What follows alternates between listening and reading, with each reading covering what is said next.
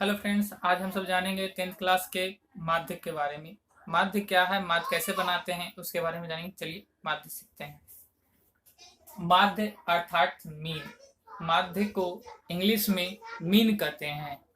माध्य या समानांतर माध्य है। माध्य को ही समानांतर माध्य कहा जाता है। मीन और अर्थमेटिक्स मीन, इंग्लिश में समांतर माध्य को अर्थमेटिक्स मीन भी कहते हैं। इन दोनों को कैपिटल ए से सूचित किया जाता है। इसका डिफिनेशन के बारे में कहा जाए, सजाती राशियों का माध्य वह राशि है जो उन राशियों के योग में दी गई राशियों की संख्या से भाग देने पर प्राप्त होती है।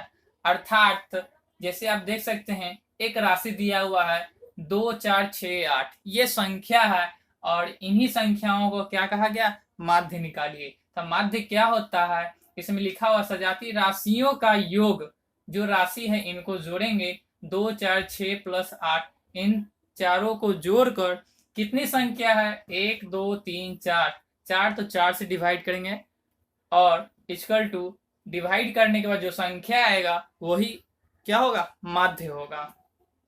अब जानेंगे बारंबारता। बारंबारता को इंग्लिश को फ्रीक्वेंसी कहा जाता है। परिभाषा कहा जाए तो आंकड़ों में दी गई वह संख्या जो रिपीटेशन अर्थात एक ही संख्या का पुनरावृत्ति ही बारंबारता कहते हैं। एक ही संख्या का जो पुनरावृत्ति होती है उसी को क्या कहते हैं, बारंबारता कहते हैं। इसे स्मॉल एफ से सूचित किया जाता है। जैसे आपका यहाँ आंकड़ा दिया हुआ है कि बारंबारता कैसे जानेंगे कि इस संख्या का बारंबारता क्या है। देखेंगे 2 2 3 3 8 8 2 6 4 2 6, और ये संख्या है। ये संख्या में बारंबारता कौन है, इसके बारे में जानेंगे। देखेंगे क्या इसमें क्या बोला, आंकड़ों की पुनरावृत्ति अर्थात दो बार एक ही संख्या कई बार आई हुई है। यहाँ सबसे पहले हम इसको दो कॉलम में डिवाइड करेंगे। एक को चर, इस संख्या को चर कहते हैं, एक को चर और दूसरे को बारंबारता। पुनरावृत्ति संख्या को क्या कहा जाता है, बारंबारता कहते हैं।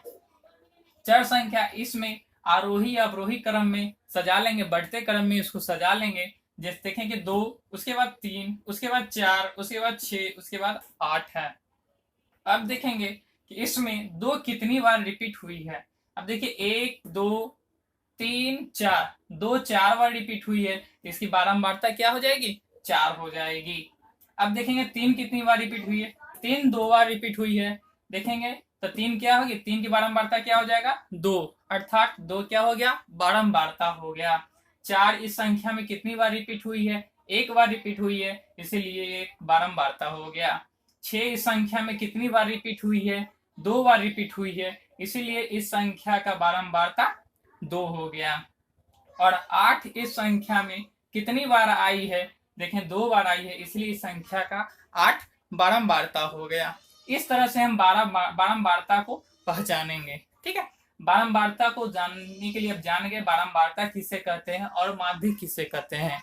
अब जानेंगे बारंबारता और माध्य जान गए। अब इसमें बारंबारता के फॉर्मूला के बारे में जानेंगे, समांतर माध्य के फॉर्मूला के बारे में जानेंगे और उसे किस तरह से बनाते हैं, चलिए बताते हैं। अब माध्य का सूत्र के बारे में जानेंगे। माध्य का सूत्र क्या होता है, माध्य इसे ए से डिनोट करते हैं।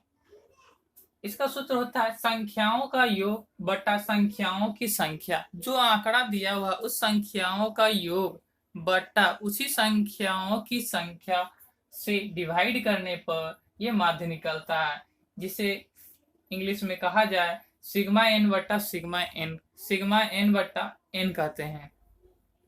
जहां एन आंकड़ों की संख्या, एन किसको कौन सी संख्या दर्शाती है, आंकड़ों की संख्या। अच्छा, जो दी हुई संख्या है उस संख्याओं को एन दर्शाता है। और सिग्मा, जिसमें सिग्मा का मतलब होता है जोड़, अर्थात सिग्मा जोड़ को दर्शाता है। सिग्मा क्या दर्शाता है, जोड़ को दर्शाता है। जैसे कि एक क्वेश्चन है 2 4 2 4 का माध्य क्या होगा, 2 4 2 4 का माध्य, तब माध्य बराबर सिग्मा एन बटा एन, अर्थात सिग्मा एन यानी कि सिग्मा का मतलब जोड़, एन मतलब आंकड़ों, अर्थात आंकड़ों का जोड़। तो 2 + 4 + 2 + 4, ये क्या हो गया, आंकड़ों का योग डिवाइडेड आंकड़ों की संख्या। कितनी संख्या, 1 2 3 4, 4 तो 4 से डिवाइड किया हुआ है। इस तरह से ये चारों को जोड़ेंगे तो 12 और 4 से डिवाइड करेंगे तो माध्य इसका कितना आ जाएगा, 3 हो जाएगा। इसी तरह से जो भी संख्या सिर्फ आंकड़े दिए हुए रहेंगे और उसका माध्य कहेगा निकालने के लिए, तो आप इस तरीके से माध्य निकाल सकते हैं। चलिए अब इसके बारे में अब जानेंगे समानांतर माध्य का फॉर्मूला क्या होता है। चलिए, समांतर माध्य या भारित माध्य, समांतर माध्य को भारित माध्य भी कहते हैं। कहीं कहीं बुक में आपको भारित माध्य लिखा हुआ है, वहां समांतर माध्य न लिख करके भारित माध्य भी लिखा हुआ रहेगा। तो समझ जाइएगा भारित माध्य का तात्पर्य ही होता है समांतर माध्य ही निकालना। एनसीईआरटी का बुक आप देखिएगा मैथ के में, तो उसमें क्या हुआ लिखा हुआ रहेगा, समांतर माध्य की जगह भारित माध्य लिखा हुआ रहेगा। आप कंफ्यूज में पड़ जाइए कि समांतर माध्य निकालना है कि भारित माध्य निकालना है। तो भारित माध्य अर्थात समांतर माध्य को ही निकालना है। समांतर माध्य या भारित माध्य दोनों को किससे ए से डिनोट करते हैं, कहा जाता है इसका फॉर्मूला क्या आता है, चर के विभिन्न मानों के साथ संगत बारंबारताओं के गुणनफलों का योग बट्टा कुल संख्या, अर्थात क्या कहे, कुल संख्या किसका है, अर्थात बारंबारताओं का योग से डिवाइड करेंगे तो ये समांतर माध्य का फॉर्मूला हो गया। समांतर माध्य का formula equal to sigma x f बट्टा सिग्मा एफ कहा जाता है, जहां वर्ग चिन्ह या चर मान को x से डिनोट किया जाता है। वर्ग चिन्ह या चर मान लिखा हुआ समझिए, उसको हम क्या x से डिनोट करते हैं, ठीक है।